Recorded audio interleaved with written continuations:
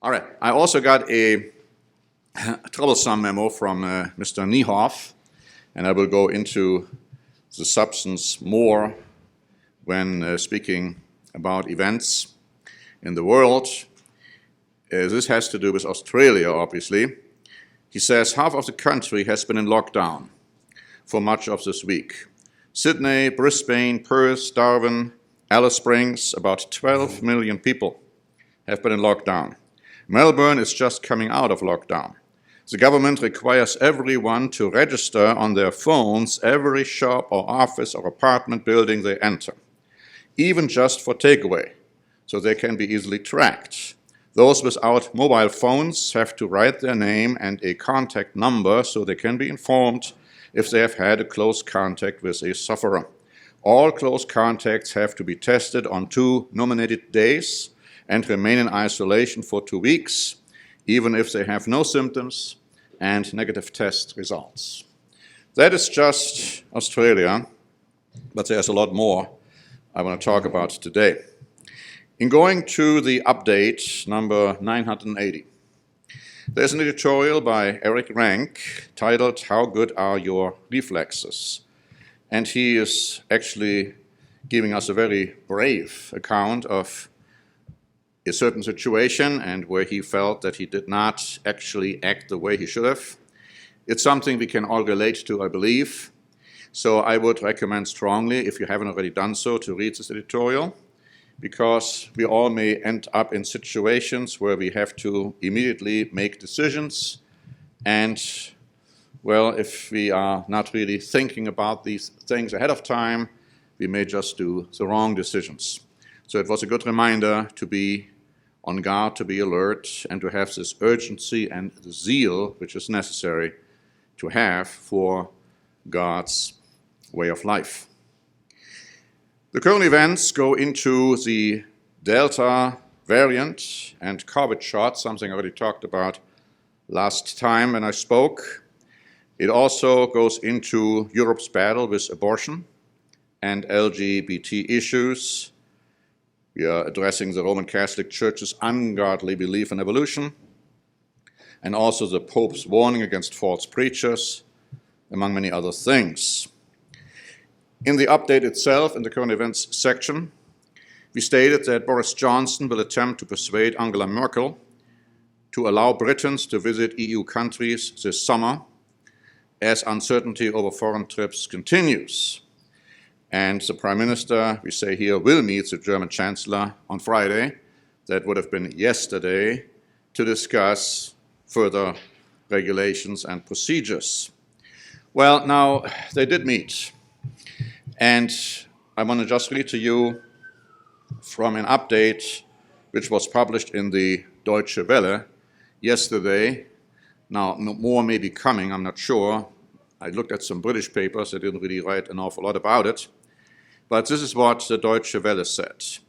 Chancellor Merkel has said she expects travel between Germany and the United Kingdom to be made easier soon. I assume that in the foreseeable future, those who have been vaccinated twice will be able to travel again without having to go into quarantine, she says. Very vaguely put, non-committal. She assumes, she hopes, she thinks. So we just got to pray about this because, as I said earlier, this can affect mightily our feast plans for the church over there in Germany, because Mr. and Mrs. Gale are supposed to be there in Germany for the feast. And if he can go, that wouldn't be good. So let's keep praying for a good outcome. The same goes for Mr. and Mrs. Messier, who are supposed to go to Canada. From Canada to the United States, and so far they are on restrictions either when it comes to that. We also, in our update, have several articles on COVID shots. One startling article, actually, was published by the Association of American Physicians and Surgeons, according to which most physicians decline COVID shots. And if you wonder as to why, the article points that out. Now, these are physicians, and they think it's not safe. You don't hear that too much, do you, in the mainstream media? In going through the update, we talk about the European Union trying more and more to become a very superstate, maybe, dictatorial power, and articles go into that. We have an article here, and I couldn't help but giving this headline, More Idiocy from California.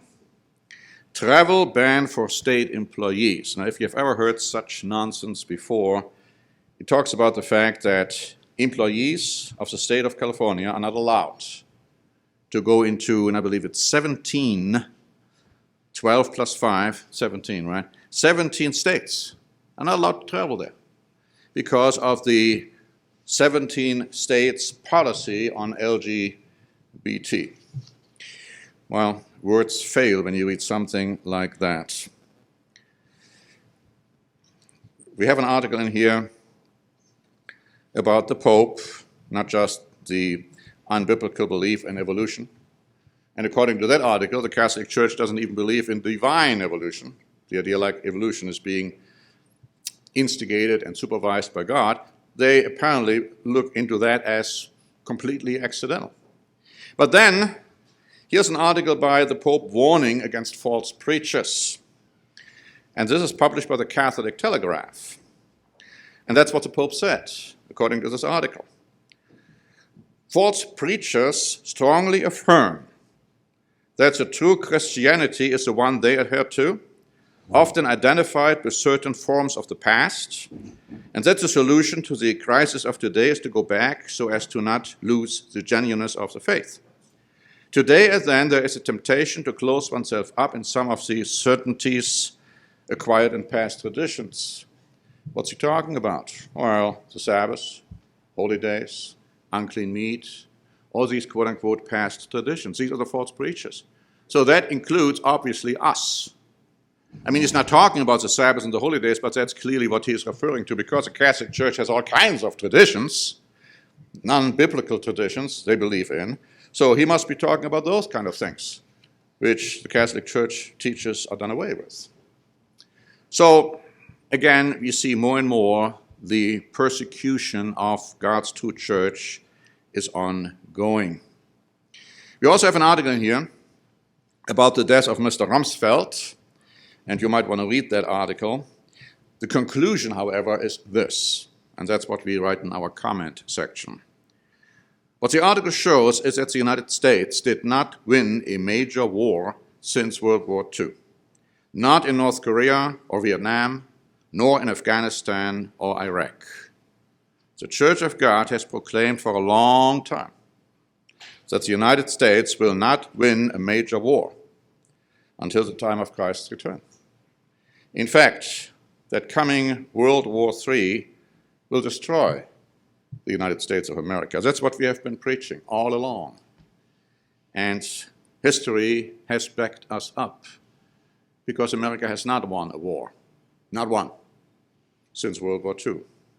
I mean, they might have won a small little battle, but I'm talking about a war now. And as I said, this article about Mr. Rumsfeld points this out very clearly. Now, before I go on with the Q&A and the announcements regarding the work, I'd like to talk a little bit about what is going to come next week in the update.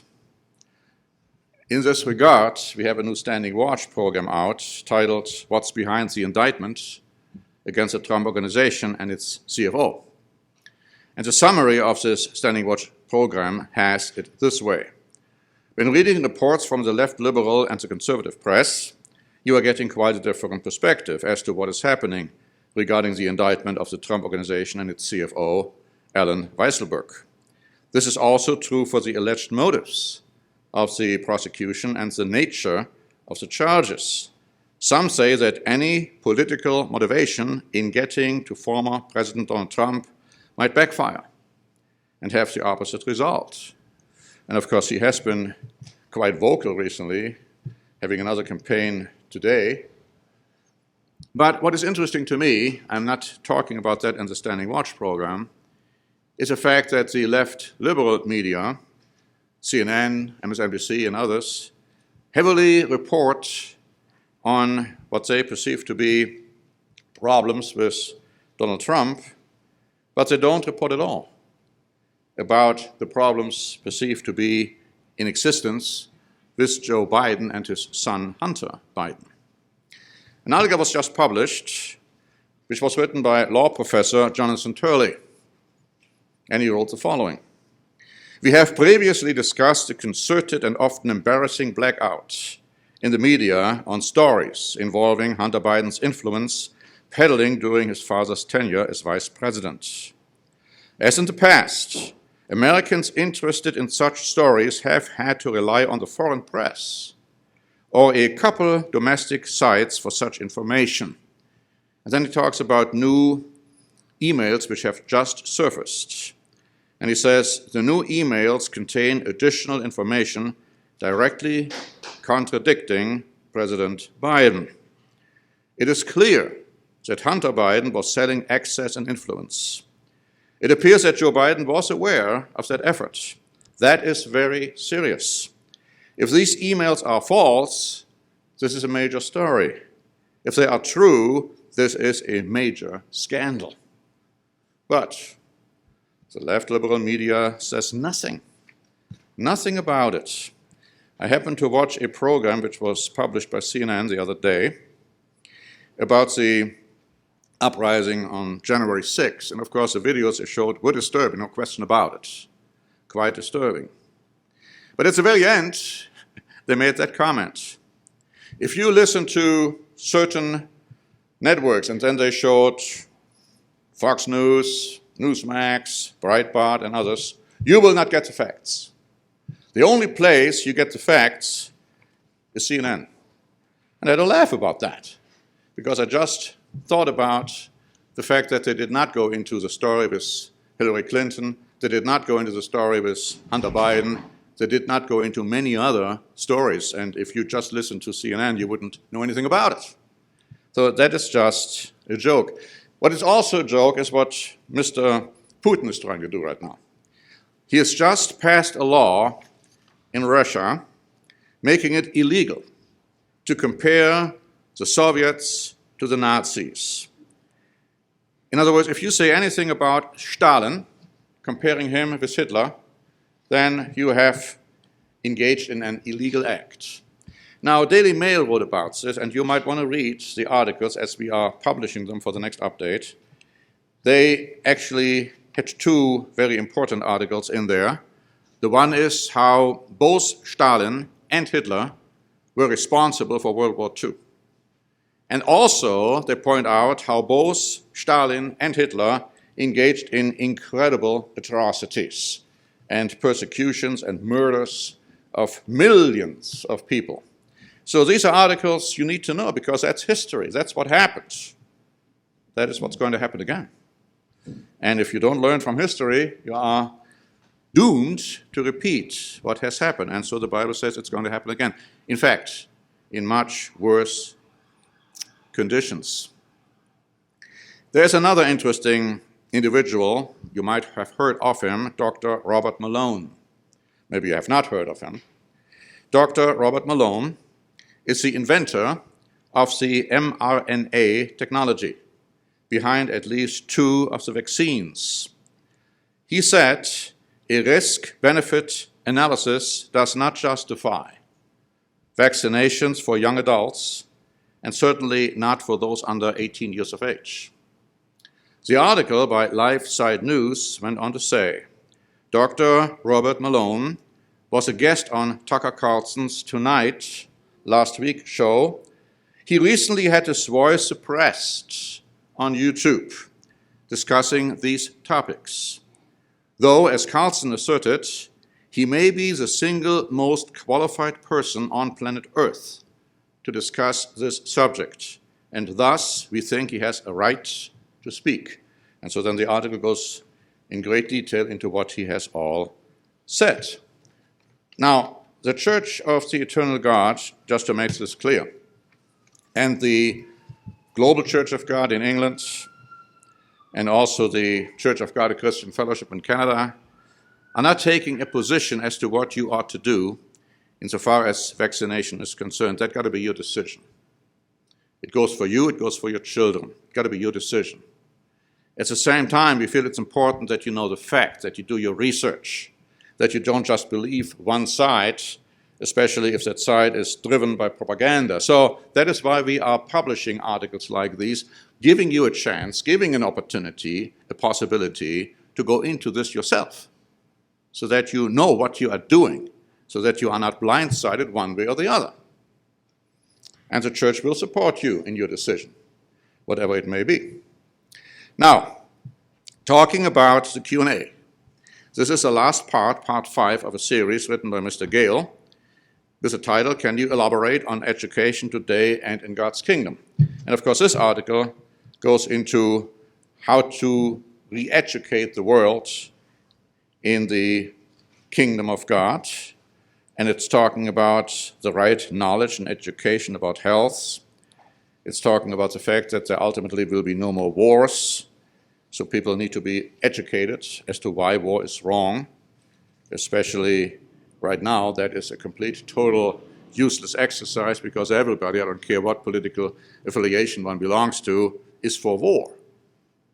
I mean, the Biden administration just attacked, if you please, Syria and Iraq, using their sovereignty in attacking places they say were run by Iran. That's not going to happen in the world tomorrow when God is ruling this earth. And we have a booklet out there. Should you fight in war? You might want to read this again, because if the draft is instituted, or let's say when the draft is instituted, it may be a little late. You have to have a conviction now as to why it's wrong to participate in war. Then in the article, we also go into the fact that there will be no more tyranny from ungodly rulers. And we see this more and more these days, more and more tyranny. We see, for instance, in Europe, just to bring this out, that it looks like an interesting development is taking place. Maybe I should just go into one article, which we are going to have in the next update, because there are different opinions when it comes to the Eastern European and the Western European states. It is becoming so diverse, or divisive, you could say, that one article here by Express pointed out that Slovenia is becoming now a thorn in Brussels' side. Slovenia supports Hungary, supports Poland, supports some other Eastern European states when it comes to the LGBT philosophy. I mean, they are, of course, against that this is going to be taught to children. Now, the Western European nations, they are completely, totally for it. 17 of them, I believe it is, have threatened now a lawsuit against Mr. Orban from Hungary. This article says, Mr. Orban faced criticism at an EU summit last week over a Hungarian law banning schools from using materials seen as promoting homosexuality, with French President Emmanuel Macron referring to a fundamental East-West divide. In Western capitals, the increasingly assertive coalition of Eastern leaders is being watched with concern. Some believe an Eastern European Union is emerging. Very interesting. The last revival of the Roman Empire in Europe will consist of 2 legs with 5 toes on each leg. It's going to be a unification of core European nations. And of course, we have speculated in the past that 5 might come from the East, 5 might come from the West. That may or may not be true. What we do know is that it says, well, they are really united and they're not. Well, they are united when it comes to fighting in war, but they have their own ideas. They really don't cling together that much, the book of Daniel says. as iron and clay don't really mix together too well. So these are interesting developments which we really got to watch and got to observe, because things might develop in a way which we haven't quite talked about and thought about that much before. Now, going back to the Q&A, we also talk about the fact that dietary laws will be in place as they are today, except most people don't care about it. Man will be taught not to cheat or shortchange others. Of course, nobody cares about that either, even though that's also a law still in force and effect today. And of course, then the golden rule will be implemented.